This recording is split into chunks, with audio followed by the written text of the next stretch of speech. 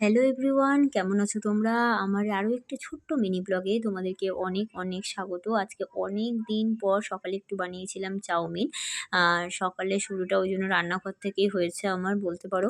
আর এদিকে লাড্ডুর আজকে ব্রেকফাস্টে চাউমিনই ছিল, কারণ ওর চাউমিন প্রচণ্ড ভালোবাসে ও।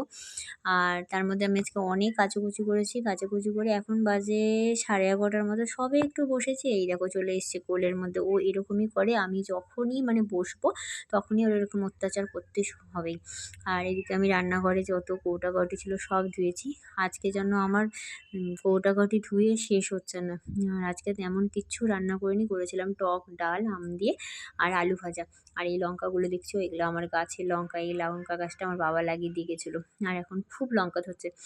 আমার প্রায় লঙ্কা না কিনলেও হবে বলতে পারো। তারপরে এই যে আজকে আমার রান্নাবাড়ি। আর এদিকে আমার মাসের বাজার এখনো পর্যন্ত ঢালা হয়নি। ভাবছি আজকে সন্ধ্যাবেলা সব কিছু ঠিক করে রাখবো। আর এদিকে তোমাদের লাড্ডু কী করছে বলো তো? তোমাদের দাদাভাইকে বলেছিল একটু ফুচকা আনতে, তারই অপেক্ষা করছে। এই যে তারপরে একটু ফুচকা খেয়ে নিচ্ছে। আর ওদের তো এক্সট্রা করে সস লাগবেই, বাবা আর ছেলের। ওদের যে সস কী ভালো লাগে ওরাই জানে। তারপরে এই যে আমাদের ফুচকা খাওয়ার পর্ব চলছে। তারপরে অনেক কষ্টে আর একজনকে ঘুম পাড়ানো গেছে। তারপরে আমি সন্ধ্যা দিয়ে এই যে পার্সেলটা এসছে, তোমাদের সাথে তো আমি একটা রিলে শেয়ার করেছি যে আমার কি পার্সেল এসছে। তারপরে আর কি, সকালে যে জামা কাপড়গুলো কেচেছিলাম সেগুলো এখন ভাঁজ করে নিচ্ছি। এটা আমার খুব বিরক্তিকর একটা কাজ মনে হয়। মানে আমার জামা কাপড় কাচতে ভালো লাগে, আমার ভাঁজ করতে খুব বিরক্ত লাগে। লাড্ডুকে টিভি ছেড়ে দিয়েছি, লাড্ডু নাচানাচি শুরু করে দিয়েছে। আর এদিকে আমি এখন বসেছি মাসের বাজারগুলো ঢালতে, জায়গার জিনিস জায়গায় রাখতে। এই একটা বড় কাজ। না, আমার বড় কাজে সাহায্য করার জন্য এখনই চলে আসবে আর একজন। ও আজকে অনেকটা করে দিয়েছে। তোমরা একটু পরে দেখতেই পাবে, মানে ও যে কী ইন্টারেস্ট পেয়েছে ওই জানে। এই যে আমার সমস্ত মাসের জিনিস চলে এসেছে, তার মধ্যে কিছু কিছু জিনিস বাকি আছে। সব জিনিস এখনও আসেনি। আর এই যে তোমাদের লাড্ডুকে দেখো এখনও বকবক করছে আমি কোনটা ঢালবো। তারপরে ওকে আমি তেজপাতা দিয়েছি, আমি বলেছি নিয়ে তুই তেজপাতাগুলোকে ঢাল।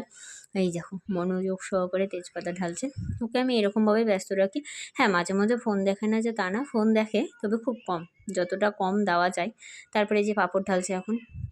এই যে এখন সোয়াবিনের প্যাকেটগুলো ঢোকাচ্ছে, মানে পারছে না তাও করতে হবে। এবার দেখো মজার বিষয়, ওকে দিয়েছি চাউমিন ঢালতে, ও কাঁচা চাউমিন খাচ্ছে। মানে ঢালবে কি তার আগে ও আগে একটু খেয়ে নিল। এই করে আমাদের মাসের বাজার তোলা কমপ্লিট, মা আর ছেলে দুজন মিলে। বললাম না আমার সাহায্য করার লোক আছে। তারপরে এদিকে আমি রাতের খাবারটা বসিয়ে দিয়েছি। রাতের খাবারে আজকে আমাদের সবার জন্য ছিল সবজি দিয়ে সিদ্ধ ভাত, অনেক দিন পর।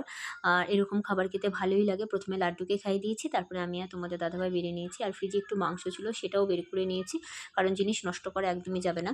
আর তারপরে খাওয়া দাওয়া শেষে এবার লাড্ডুর তো চোখে কিছুতেই ঘুম নেই। ওর মানে খেলাই শেষ হয় না। ওর কখন যে খেলা শেষ হবে আমি এটা বুঝতেই পারি না। আর ওর এত এনার্জি আসে কোথা থেকে? আসলে এখনকার মনে হয় প্রতিটা বাচ্চা এরকমই করে। ঘড়িতে 12টা 2। ওইদিকে রকি আমাদের ঘুমিয়ে পড়েছে, কিন্তু লাড্ডুর চোখে এখনও ঘুম নেই।